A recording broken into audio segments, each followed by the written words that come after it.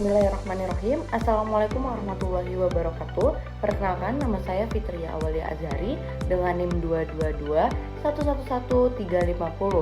Video ini dibuat untuk memenuhi tugas ujian akhir semester mata kuliah Hukum Penanaman Modal.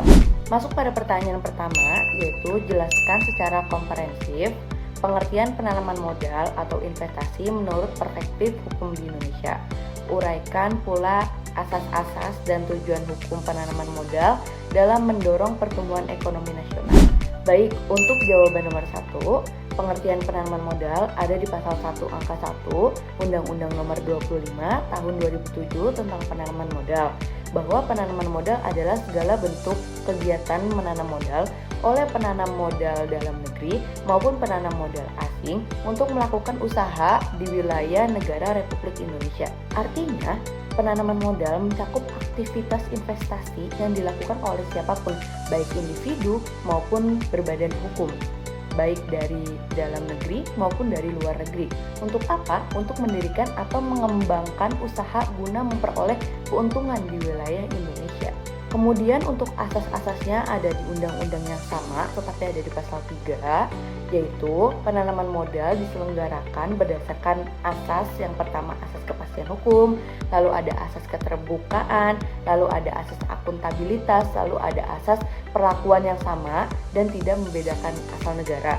Kemudian ada asas kebersamaan, kemudian ada asas efisiensi berkeadilan, berkelanjutan, berwawasan lingkungan, kemandirian, dan keseimbangan kemajuan dan kesatuan ekonomi nasional. Kemudian untuk tujuannya ada di undang-undang yang sama juga, ada di pasal yang sama, pasal 3, tetapi ada di ayat 2. Tujuan penyelenggaraan penanaman modal antara lain untuk yang pertama, untuk meningkatkan pertumbuhan ekonomi nasional, yang kedua untuk menciptakan lapangan kerja, untuk meningkatkan pembangunan ekonomi berkelanjutan, untuk meningkatkan kemampuan daya saing dunia, usaha nasional, kemudian untuk meningkatkan kapasitas dan kemampuan teknologi nasional, untuk mendorong kapasitas dan kemampuan teknologi nasional, untuk mendorong ekonomi potensial menjadi kekuatan ekonomi real dengan menggunakan dana yang berasal baik dari dalam negeri maupun dari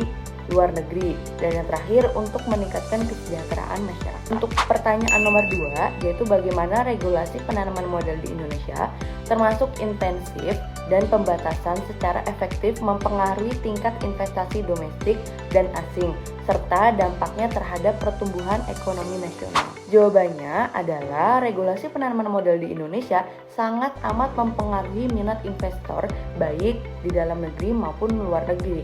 Mengapa? Karena pemerintah mengatur penanaman modal melalui Undang-Undang nomor 25 tahun 2007 seperti yang sudah saya sebutkan tadi di soal nomor 1, dan undang-undang tersebut memberikan intensif seperti keringanan pajak, kemudahan impor barang modal, dan proses izin yang lebih cepat lewat sistem. Selain intensif, pemerintah juga membuat pembatasan pada sektor-sektor tertentu yang dianggap penting bagi negara, seperti sektor pertanahan atau energi. Nah, mengapa? Agar tetap dikuasai oleh negara. Nah, regulasi yang jelas dan mendukung akan membuat investor merasa aman dan tertarik menanamkan modalnya. Dampaknya, investasi meningkat, lapangan kerja bertambah, dan ekonomi nasional tumbuh. Sebaliknya, kalau aturan tidak jelas atau sering berubah, investor bisa ragu dan enggan masuk menaruh modal di Indonesia. Jadi, regulasi yang baik sangat penting untuk menarik investasi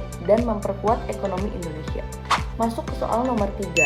Sejauh mana kepastian hukum dan penegak kontrak dalam rezim penanaman modal di Indonesia mempengaruhi kepercayaan investor dan berkelanjutan investasi jangka panjang serta implikasi terhadap stabilitas ekonomi? Jawabannya, kepastian hukum merupakan salah satu hal terpenting dalam menarik investor. Sayangnya, pada penelitian Hermawati dan Joko tahun 2020, di Indonesia masih sering ditemukan aturan hukum yang tumpang tindih atau kurang sinkron antara satu peraturan dengan peraturan yang lain.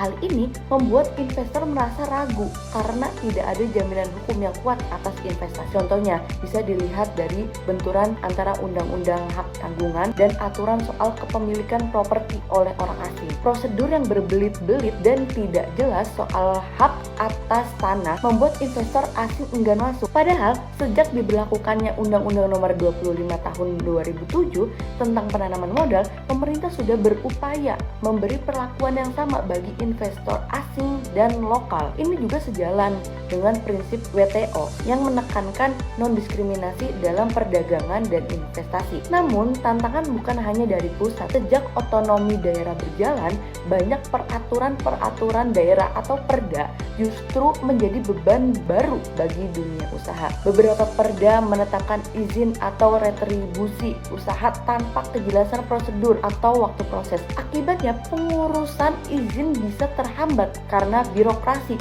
yang rumit dan berubah-ubah. Tidak hanya itu, aparat hukum pun punya peran penting. Jika hukum tidak ditegakkan secara adil dan konsisten, maka kepercayaan investor akan semakin menurun. Tanpa kepercayaan itu, investasi sulit bertahan dalam jangka panjang dan ini bisa mengganggu stabilitas ekonomi nasional.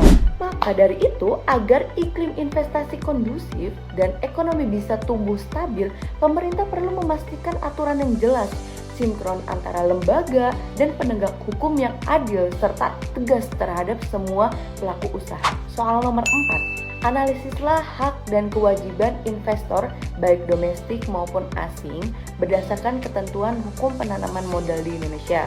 Bagaimana keseimbangan antara hak dan kewajiban ini diatur untuk menciptakan iklim investasi yang kondusif dan bertanggung jawab. Jawabannya adalah dalam sistem penanaman modal di Indonesia, baik investor domestik maupun asing memiliki hak dan kewajiban yang diatur secara seimbang untuk menjaga iklim investasi yang kondusif dan bertanggung jawab. Hal ini diatur pada Undang-Undang Nomor 25 Tahun 2007, ada di pasal 14. Setiap penanam modal berhak mendapatkan pertama kepastian hukum, perlindungan usaha, akses informasi, pelayanan yang baik, serta fasilitas kemudahan sesuai dengan aturan. Hak-hak ini penting agar investor merasa nyaman dan aman untuk menjalankan usahanya di Indonesia. Namun, hak tersebut juga harus dibarengi dengan kewajiban sebagaimana yang diatur pada pasal selanjutnya, yaitu pada pasal 15, seperti menerapkan prinsip tata kelola perusahaan yang baik, melaksanakan tanggung jawab sosial, membuat dan melaporkan kegiatan investasinya ke BKPM, kemudian menghormati budaya lokal dan mematuhi semua peraturan. Nah, keseimbangan antara hak dan kewajiban ini dirancang untuk menciptakan sistem investasi yang tidak hanya menarik bagi investor, tetapi juga berkontribusi positif bagi masyarakat dan pembangunan nasional. Dengan begitu, keseimbangan antara hak dan kewajiban ini dirancang untuk menciptakan sistem investasi yang tidak hanya menarik saja bagi investor, tetapi juga berkontribusi positif bagi masyarakat dan pembangunan nasional.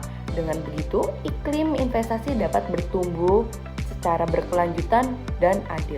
Baik, cukup sekian jawaban-jawaban dari pertanyaan-pertanyaan ujian akhir semester saya. Kurang lebihnya saya mohon maaf. Wassalamualaikum warahmatullahi wabarakatuh.